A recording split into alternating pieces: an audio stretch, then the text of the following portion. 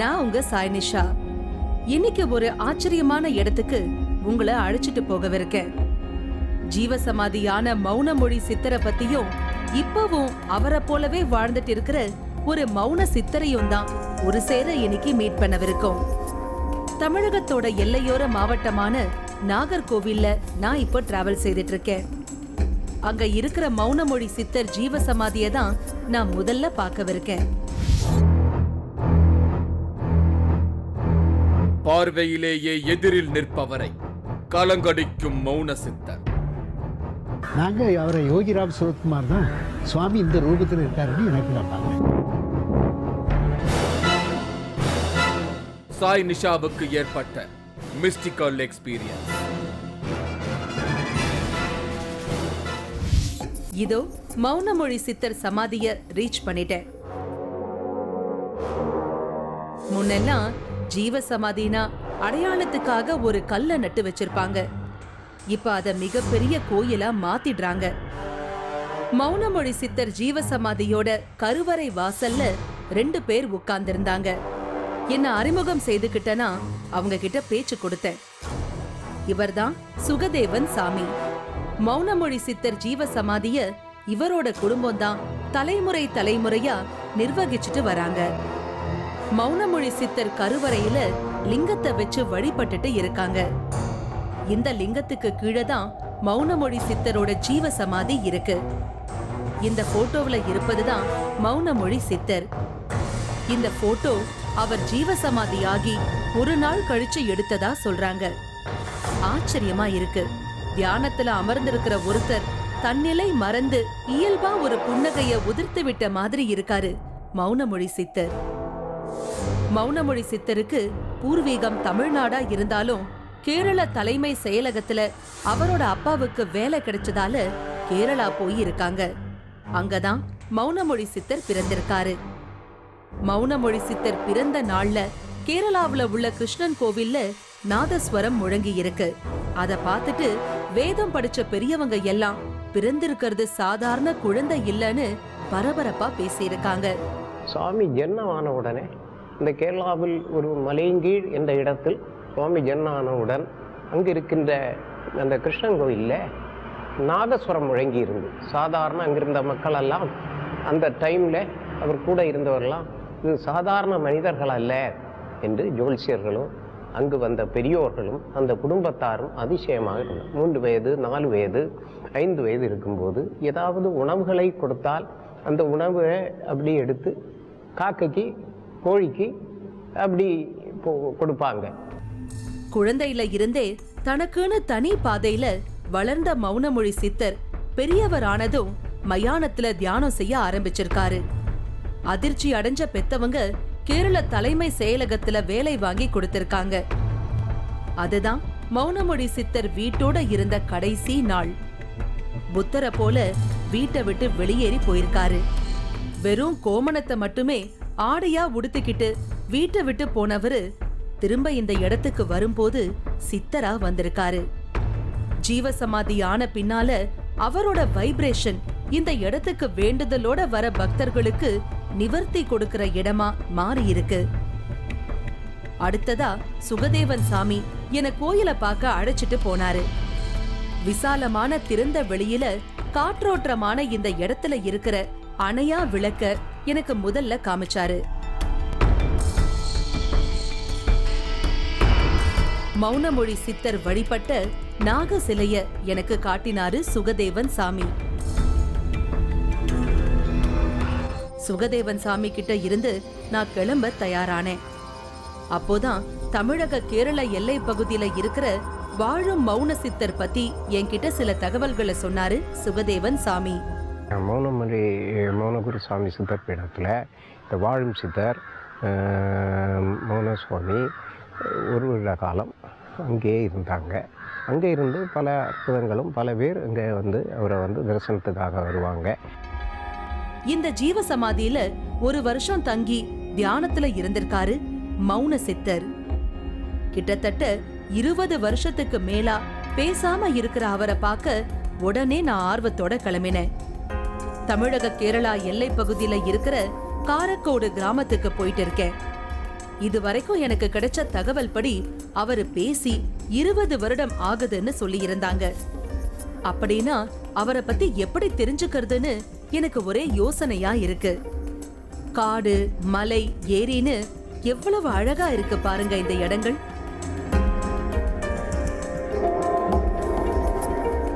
வாழும் மௌன சித்தரை பார்க்க போனா பால், பழம், அப்புறமா கொஞ்சம் வடையும் வாங்கிட்டு போங்கன்னு சுகதேவன் சாமி என்கிட்ட சொல்லி இருந்தாரு.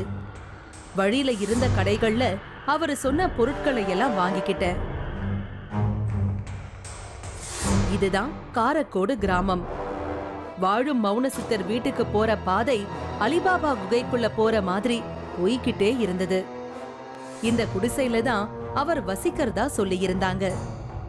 நான் எங்க கேமரா டீமோட உள்ள போனதும் அவர் ஷாக் ஆவாருன்னு மனசுக்குள்ள நினைச்சுக்கிட்டு இருந்தேன். ஆனா அப்படி எதுவும் நடக்கல. இவருதான் விஜயன் சாமி எனப்படும் மௌன சித்தர். 20 வருஷமா பேசாம இப்படி ஒரு கடுமையான தவத்துல இருக்காரு.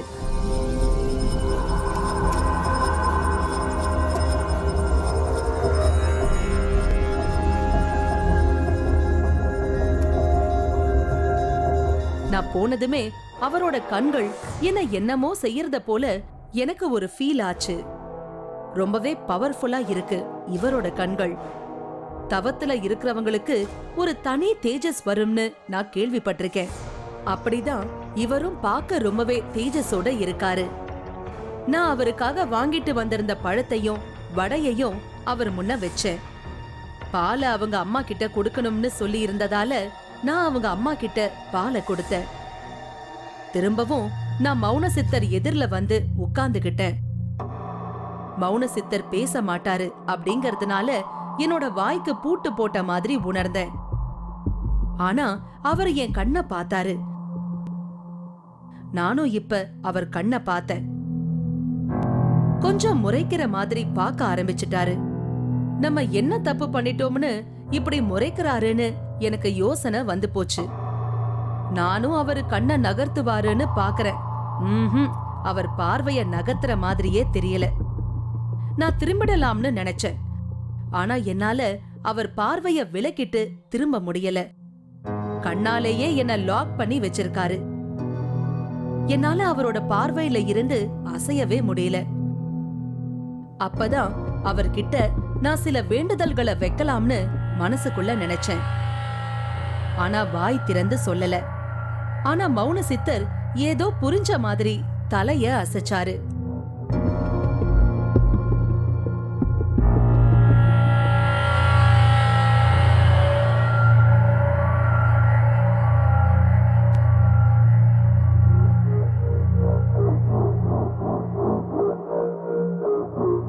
நான் மனசுக்குள்ள நினைச்ச விஷயங்களை அவர் புரிஞ்சுகிட்டாரு. அது உணர்ந்ததுமே என்ன அறியாம எனக்கு அழுகை வர தொடங்கிச்சு. கொஞ்ச நேரம் கழிச்சுதான் அவர் தன்னோட பார்வையை என்கிட்ட இருந்து விலக்கினாரு. எனக்கு ஏதோ விடுபட்ட மாதிரி இருந்தது. நான் என்ன ரெஃப்ரெஷ் செய்துகிட்டு அவரை பார்க்கும்போது அவர் எங்க டீம் கேமராமேனை பார்த்துட்டு இருந்தாரு. அவராலையும் கண்ணை நகர்த்த முடியல. பார்த்துக்கிட்டே இருக்காரு. அது சில சமயங்கள்ல முறைக்கிறத போலவும் சில சமயம் கூர்மையா நமக்குள்ள ஊடுருவறத போலவும் இருக்கு. அப்புறமா ஏதோ புரிஞ்ச மாதிரி சிரிக்கிறாரு. சித்தர்களோட பாஷை தான் நமக்கு புரியலன்னு பார்த்தா இவங்களோட பார்வைய கூட நம்மால புரிஞ்சுக்க முடியல. ஆனா அவரை சந்திக்க போன எங்க டீம் எல்லாருக்குமே அங்க என்னவோ நடந்துட்டு இருக்குன்னு மட்டும் எனக்கு புரிஞ்சது. ஒரு சித்தர் முன்னிலையில எங்களோட மனக்குறைகள் எல்லாம் கரைஞ்சிட்டு இருக்கிறத போல ஒரு உணர்வு எனக்கு தோணுச்சு. நாங்க அவரை யோகிராம் சுரத்குமார் தான் சுவாமி இந்த ரூபத்தில் இருக்காருன்னு எனக்கு நான் பார்க்குறேன். அவருடைய குரு அவரும் மௌன சுவாமி. அவர் எப்படி இருந்தாரு அதே மாதிரி தான் இவர் இருந்தார்.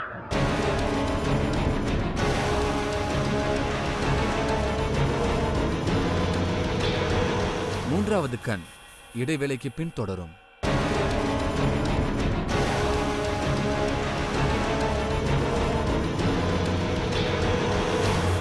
மூன்றாவது கண் தொடர்கிறது. நான் இன்னைக்கு கேரளா பார்டர்ல இருக்கிற காரக்கோடு கிராமத்துக்கு வந்திருக்கேன். 20 வருஷமா பேசாம இருக்கிற மௌன சித்தரை சந்திக்க தான் நான் இங்க வந்திருக்கேன். இவரு தன்னோட பார்வை மூலமா நமக்குள்ள சில அமானுஷ்ய உணர்த்துதல்களை செய்யறாரு. அப்படி ஒரு அனுபவம் இங்க எனக்கு கிடைச்சிருக்கு. இந்த நேரத்துல தான் யோகி ராம் சூரத் குமாரோட சிஷ்யர் பொன் காமராஜும் மௌனமொழி சித்தர் சமாதியில நான் ஏற்கனவே பார்த்த சுகதேவன் சாமியும் திடீர் என்ட்ரி கொடுத்தாங்க.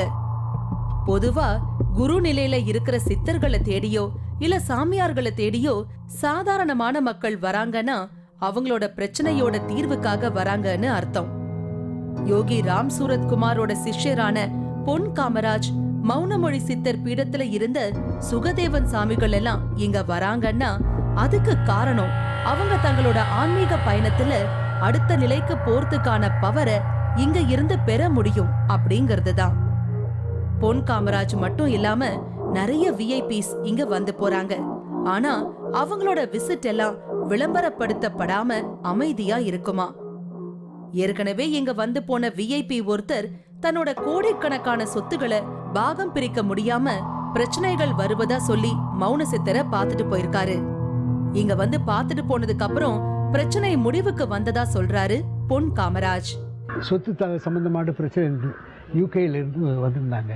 நம்ம காணிமணம் யோகிராம் சூரத்குமார் அழைத்து வந்தாங்க. அப்போ அந்த டைமில் அவங்க ரொம்ப வேண்டி அழுதாங்க. இது இந்த பெண்டிங்காட்டே இருக்குது, ஒரே ஆள் அனுப்பிச்சிருக்காரு. அதனால அந்த சாமிகிட்ட கூப்பிட்டு வந்து சாமிகிட்ட வந்து எல்லாம் முறையிட்டாங்க, அழுதாங்க. அது முடிஞ்ச வெளியே வந்த உடனே அது ப்ராப்ளம் சால்வ் ஆகிட்டு அந்த சொத்துக்கள் பிரிக்கப்பட்டிருக்கு. யோகி ராம் சூரத் குமார் சிஷ்யரான பொன் காமராஜ் மௌன சித்தரை தான் யோகி ராம் சூரத் குமாராகவே பாக்கறதா சொல்றது எல்லாம் சாதாரண விஷயமா எனக்கு தோணல. நாங்கள் அவரை யோகிராம் சூரத்குமார் தான் சுவாமி இந்த ரூபத்தில் இருக்காருன்னு எனக்கு நான் பார்க்குறேன். நாங்கள் வந்தோன்னா அவர் நடவடைகள் சுவாமி அதே மாதிரி தான். அவருடைய குரு ஒரு குரு வேணும் இல்லையா, அந்த குரு எப்படி இருக்கணும்? சத்தான குருவான இருக்கணும், பரிபூரணம் உணர்ந்தவராக இருக்கணும். குருட்டினை நீக்கா குருவினை கொள்வர், குருடும் குருடும் குற்றாட்டமாகி குளியில் வந்தது திருமூலர் சொல்வார் திருமந்தத்தில். அதே போல் அவருடைய குரு அவரும் மௌன சுவாமி. அவர் எப்படி இருந்தாரு அதே மாதிரி தான் இவர் இருந்தார். நான் மௌன சித்தரை இதுவரைக்கும் பார்த்தது இப்ப கேள்விப்பட்டதெல்லாம் என்ன வியப்புல ஆழ்த்துது. நான் மௌன சித்தரை பத்தின யோசனையில இருக்கிறப்ப மௌன சித்தரோட அம்மா எங்களுக்காக டீ எடுத்துட்டு வந்தாங்க. அந்த டீய மௌன சித்தர் ஒவ்வொருத்தருக்கா எடுத்து கொடுத்தாரு. அப்புறமா வடையையும் பழத்தையும் கூட எல்லாருக்கும் கொடுத்தாரு. மௌன சித்தர் தன்னை பார்க்க யார் வந்தாலும் திருநீர், குங்குமம், சந்தனம் இல்ல வேற ஏதாவது பிரசாதமோ தர்றதில்ல. நம்ம அவருக்கு கொடுக்கறத நமக்கே திருப்பி கொடுத்துடுறாரு. இது டிஃபரண்டான அப்ரோச்சா இருக்கு. ஆக்டிவா தான் எல்லாத்தையும் செய்யறாரு. ஆனா கொஞ்சம் பேசி இருந்தா இன்னும் சிறப்பா இருந்திருக்கும். இவரை பத்தி தெரிஞ்சுக்கணும்னா இந்த குடிசையை விட்டு வெளியே போய் விசாரிக்கணும்னு முடிவு செய்துகிட்டேன். நான் முதல்ல விசாரிச்சது மௌன சித்தரோட உறவினரான ஓமனா. இன்னைக்கு பேசாம இருக்கிற மௌன சித்தரோட இயற்பெயர் விஜயன். துரு துருன்னு விளையாடிக்கிட்டு கலகலன்னு பேசிக்கிட்டு இருக்கக்கூடிய ஸ்கூல் டேஸ்ல கூட யார்கிட்டையும் பேசுறதுக்கும் யோசிப்பாராம். யார்கிட்டையும் பேசாம இப்படி ஓடி ஒளியறதுக்கான காரணத்தை கேட்டு விஜயன் கிட்ட தான் ஒரு தடவை திட்டு வாங்கினதா சொல்றாங்க ஓமனா. കൊച്ചു കുട്ടിയായിരുന്നപ്പോഴേ സാധാരണ കുട്ടികളിൽ നിന്നൊരു വ്യത്യാസമുണ്ട്. இவர் சின்ன வயசுலயே வித்தியாசமா இருந்தாரு. சின்ன வயசுல இருந்து யாரை பார்த்தாலும் ஓடி போய் ஒளிஞ்சுப்பாரு. என்னை பார்த்தா கூட ஓடி போய் ஒளிஞ்சுப்பாரு. நானும் உன்னோட அம்மா மாதிரி தானே, ஏன் என்னை பார்த்து ஓடி போற அப்படின்னு கூட நான் கேட்டிருக்கேன். எனக்குள்ள ஒரு சிவலிங்கம் இருக்கு, அதுக்கு நான் மானசீகமா பூ போட்டு பூஜை பண்றேன், அதனால மற்றவங்க கிட்ட பேசும்பொழுது அது எனக்கு டிஸ்டர்ப் ஆகுதுன்னு சொன்னாரு. അതുകൊണ്ടാണ് ഞാൻ മാറി ഒളിക്കുന്നത് എന്ന് പറഞ്ഞു. தனக்குள்ள சிவலிங்கத்தை வச்சு பூஜை செய்யறதா ஓமனா கிட்ட சொன்ன சிறுவன் விஜயனோட நடவடிக்கைகள் நாளுக்கு நாள் மாறத் தொடங்கி இருக்கு. ஒரு நாள் தாம் படிச்ச கதையில பட்டு ரோஜா பன்னீர் ரோஜாவா மாறி போனதா சொல்லி இருக்காங்க ஓமனா. പല அதிசயங்களும் நடக்கும். ஒரு நாள் பேசிட்டு இருக்கும் பொழுது நம்ம வாழ்க்கையிலயும் நிறைய அதிசயங்கள் நடந்தா நல்லா இருக்கும். உதாரணமா நம்ம தோட்டத்துல இருக்க பட்டு ரோஜா எல்லாம் பன்னீர் ரோஜாவா மாறினா எவ்வளவு நல்லா இருக்கும்னு சொல்லிட்டு இருந்தேன். மறுநாள் காலையில நான் சொன்ன மாதிரியே என் தோட்டத்துல இருந்த பட்டு ரோஜா எல்லாம் பன்னீர் ரோஜாவா மாறி இருந்தது. இது நிஜமாவே அவரோட மகிமை தான். அற்புதமாயிட்டு நடக்குமாയിരുന്നു. அதே அனுபவம் இவங்களுக்கு சிறுவன் விஜயன் மூலமா கிடைச்சிருக்கு. ஓமனா வீட்டுல இருந்த பட்டு ரோஜா பன்னீர் ரோஜாவா மாறி இருந்தத பார்த்ததும் தான் சிறுவன் விஜயன் கிட்ட ஏதோ சக்தி இருக்கிறத நினைச்சு சிலிர்த்திருக்காங்க. அப்புறமா ஒரு நாள் கிராமத்தை விட்டு வெளியேறி போன சிறுவன் விஜயன் 15 வருஷம் கழிச்சு ரிட்டர்ன் ஆகி இருக்காரு. ஆனா விஜயனா இல்ல, மௌன சித்தரா. അങ്ങനെ കുറച്ച് ദിവസം കഴിഞ്ഞിട്ട് ഞാൻ അമൃതാനടുത്ത് പോകും. வழக்கமாக நான் சாமியார்களை பார்க்க ஆசிரமங்களுக்கு போயிட்டு வருவேன். அப்படி போயிட்டு வந்த விஷயங்களை பற்றி வீட்டில் இருக்க பெரியவங்க கிட்ட பேசிகிட்டு இருப்பேன்.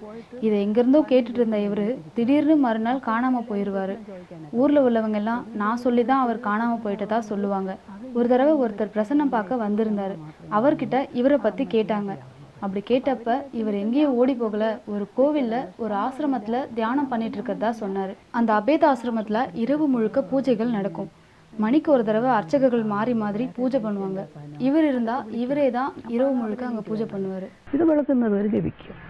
வீட்டை விட்டு வெளியேறி போன விஜயன் ஒரு மௌனசாமி கிட்ட சிஷ்யனா இருந்திருக்காரு. அவர் இறந்ததும் சொந்த கிராமத்துக்கு வந்திருக்காரு. ഞാൻ ഒരു ദിവസം ലക്ഷ്മി എടുത്ത് പോയപ്പോഴുണ്ട് സ്വാമിയുടെ അടുത്തുണ്ട്. மறுபடியும் 15 நாள் கழிச்சு அவர் காணாம போயிட்டாரு. நான் தேடி போயிருந்தேன். அப்போ லட்சுமிபுரத்துல உள்ள ஒரு சாமியாரோட ஐக்கியமாகி இருந்தாரு. நான் எவ்வளோ கூப்பிட்டும் அவர் வரவே இல்லை. கடைசியில் அந்த சித்தர் ஜீவ சமாதி ஆகிற வரைக்கும் அவர் கூடவே இருந்தார். சுவாமி சமாதி ஆகுന്നത് வரை അവിടെ ഉണ്ടായിരുന്നത്. அவர் வந்ததும் பிரச்சனைகளோட வாழற மக்கள் இவரை மீட் பண்ண ஆரம்பிச்சிருக்காங்க. இவர் பேசலதான், ஆனா இவர் கண்ணை பாக்குறது மூலமா வரவங்களுக்கு இவர் ஒரு தீட்சை கொடுக்கறாரு. அதனாலதான் அவ்வளோ தீர்க்கமா என பார்த்திருக்காரு. அந்த பார்வை எனக்குள்ள போய் என்னவோ செஞ்சிருக்கு. இதுக்கு பேரு நயன தீட்சைன்னு குறிப்பிட்டாங்க. ஓ, அதனாலதான் என் கண்ணை அப்படி பார்த்திருக்காருன்னு எனக்கு இப்போதான் புரியுது. அவர் கண்ல ஒரு சக்தி இருக்கு, அது நம்ம கட்டி போடுற சக்தின்னு நான் புரிஞ்சுக்கிட்டேன்.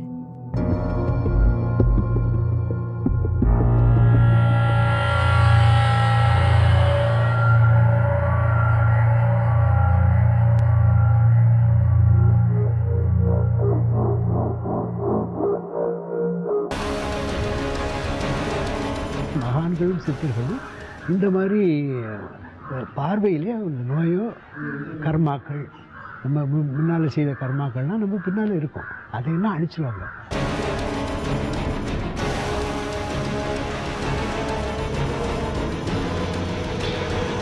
மூன்றாவது கண் இடைவேளைக்கு பின் தொடரும்.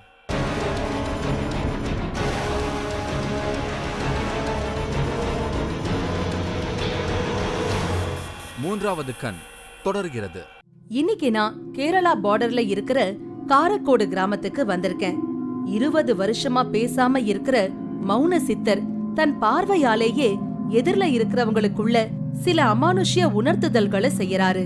யோக பயிற்சியில இருக்கிற பலரும் இங்க வந்து இவரோட பார்வை தீட்சைய வாங்கிட்டு போறாங்க. பிரச்சனையோட இருக்கிறவங்களும் இவரை வந்து பாத்துட்டு போறாங்க. தன்னை தேடி வர பலருக்கு இவர் மௌனமாவே மிகப்பெரிய உதவிகளை செய்துட்டு இருக்காரு. பிரச்சனைகளோட வரவங்க இவரை வந்து பார்த்தாலே இவரோட பார்வையே அதை சரி செய்துடுறதா இங்க வரவங்களுக்கு ஒரு நம்பிக்கை இருக்கு. பொதுவா தவ வாழ்க்கையில உச்ச சக்திகளை பெற்ற ஒரு குரு தன்னை தேடி வரவங்களுக்கு 3 விதமான தீட்சைகளை கொடுப்பாங்க. மந்திர தீட்சை, தொடு தீட்சை மற்றும் பார்வை தீட்சை. நம்மோட நிகழ்ச்சியிலேயே கூட நிறைய சித்தர்கள் பரிபாஷையில பேசுறது, மந்திரங்களை உச்சரிக்கிறது எல்லாம் மந்திர தீட்சை வகையில சேரும். அடுத்து சிலர் தொட்டு ஆசிர்வதிப்பாங்க, அடிச்சு ஆசிர்வதிப்பாங்க, அதெல்லாம் தொடு தீட்சை முறையில சேரும். இப்போ இந்த மௌன சித்தரை போல வெறுமனே பார்வையால நமக்குள்ள ஊடுருவி போறதுதான் பார்வை தீட்சைன்னு குறிப்பிடுறாங்க. இந்த பார்வை தீட்சைக்கு ரொம்பவே பவர் அதிகம். சாதாரண பிரச்சனைகள் எல்லாம் இந்த பார்வை பட்டாலே இல்லாமலாகிடும். ஆனா இந்த பார்வை தீட்சைய தவ நிலையில இன்னும் உயர ஆசைப்படுறவங்க தான் தேடி வருவாங்க. நம்ம போல இருக்கிறவங்களுக்கு சித்தர் நம்ம கிட்ட பேசணும், தொட்டு ஆசீர்வதிக்கணும், அப்போதான் நமக்கு திருப்தி. ஆனா யோக பயிற்சியில இருக்கிறவங்களுக்கு இந்த பார்வை தீட்சை தான் ரொம்பவே விசேஷமானது. அதனாலதான் நாங்க இங்க போன சமயத்துல யோகி ராம் சூரத் குமார் மந்த்ராலயத்துல இருந்து பொன் காமராஜும் மௌனமொழி சித்தர் ஜீவசமாதிய சேர்ந்த சுகதேவன் சாமியும் இங்க வந்திருந்தாங்க. தவம் சார்ந்த பாதையில இருக்கிறவங்களுக்கு இந்த மௌன சித்தரோட பார்வை தீட்சையோட பவர் என்னன்னு நல்லாவே புரிஞ்சு வச்சிருக்காங்க. அதனாலதான் இவரை தான் யோகி ராம் சூரத் குமாராகவே பாக்குறதா சொல்றாரு பொன் காமராஜ். பல நோய் நொடியில் இருக்கவங்கலாம் வந்து எனக்கு சுவாமி எனக்கு இந்த வயிற்றில் வலி, முதுகில் வலி, டாக்டர் ஆப்ரேஷன் பண்ணணும்னு சொல்லியிருக்காரு. இப்படி பல இதெல்லாம் சொல்லும்போது அவர் அந்த கண்ணாலே பார்ப்பார். நயன தீட்சைன்னு சொல்லுவாங்க. மீன் என்னது கடலில் முட்டையை போட்டுக்கிட்டு அதே பார்க்குமா, பார்க்குறதுலேயே அந்த மீன் பொரிக்குது. அதே போல் மகான்களும் சித்தர்களும் இந்த மாதிரி பார்வையிலே அந்த நோயோ கர்மாக்கள், நம்ம முன்னால் செய்த கர்மாக்கள்லாம் நம்ம பின்னால் இருக்கும், அதையெல்லாம் அழிச்சிருவாங்க. நேரம் இருட்ட தொடங்கிடுச்சு. நான் இங்க இருந்து கிளம்பலாம்னு பார்த்தேன். பொன் காமராஜ் கூட புறப்பட தயாரானாரு. ஆனா எதிர்பாராத விதமா பொன் காமராஜ தீர்க்கமா பார்க்க தொடங்கினாரு மௌன சித்தர். பொன் காமராஜுக்கு திரும்பவும் பார்வை தீட்சை கொடுக்க தொடங்கிட்டாரு மௌன சித்தர். இப்ப பொன் காமராஜ் அப்படியே உட்கார்ந்துட்டாரு. 2 பேரும் தங்களோட பார்வைகளை விலக்கிக்கவே இல்ல. இப்படி அடிக்கடி இங்க வந்து இவருகிட்ட பவர்ஃபுல்லான பார்வை தீட்சை வாங்கறதன் மூலமா பொன் காமராஜ் தன்னோட சக்திய அதிகரிச்சுக்கிறாரு. கொஞ்ச நேரத்துல இயல்பு நிலைக்கு திரும்பினாரு பொன் காமராஜ். அவர் முகத்துல எதையோ சாதிச்ச சந்தோஷம் இருக்கிறத நான் பார்த்தேன். நிறை குடம் தழும்பாதுன்னு சொல்லுவாங்களே, அந்த மாதிரிதான் இப்பவும் அமர்ந்திருந்தாரு மௌன சித்தர். ஒரு சித்தர் என்னவோ கொடுக்கறாரு, ஒரு சீடர் அத மனப்பூர்வமா வாங்கிக்கிறாரு. இத பாத்துட்டு இருக்கிற நமக்கு தான் புரியல.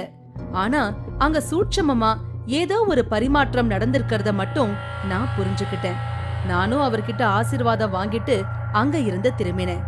அதிரடியா பேசி ஆர்ப்பாட்டமா அடிச்சு மிரட்டும் சித்தர்களையும் நம்மோட நிகழ்ச்சியில பார்த்து மிரண்டிருக்கோம். ஆனா அத எல்லாத்தையும் தாண்டின இவரோட இந்த மௌனம் என்ன அதிகமா மிரள வச்சிருக்குன்னு தான் சொல்லணும். சித்தர்கள் தந்த உத்வேகத்தோட நான் என்னோட அடுத்த பயணத்தை தொடங்குறேன். மீண்டும் சந்திக்கும் வரை உங்களிடமிருந்து விடைபெறுவது உங்கள் சாய்னிஷா. இந்த நிகழ்ச்சி நாளை மாலை 4:30 மணிக்கு மறு ஒளிபரப்பாகும். சிலைக்கு மிளகாய் அரைத்து பூசும் வேண்டுதல். அரைத்த மிளகாயை சாப்பிடும் பக்தர்கள்.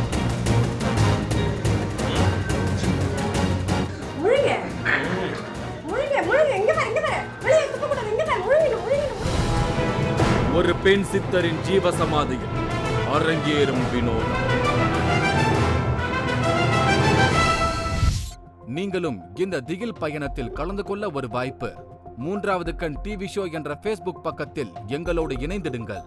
உங்களது அமானுஷ்ய அனுபவங்களை பதிவு செய்து இந்த நிகழ்ச்சியில் பங்கு பெறும் வாய்ப்பை பெறுங்கள்.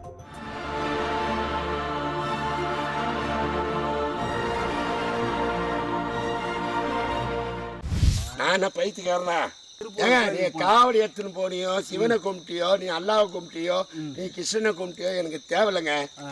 இதை மிஞ்சின பொம்மை எதுவுமே கிடையாதுங்க.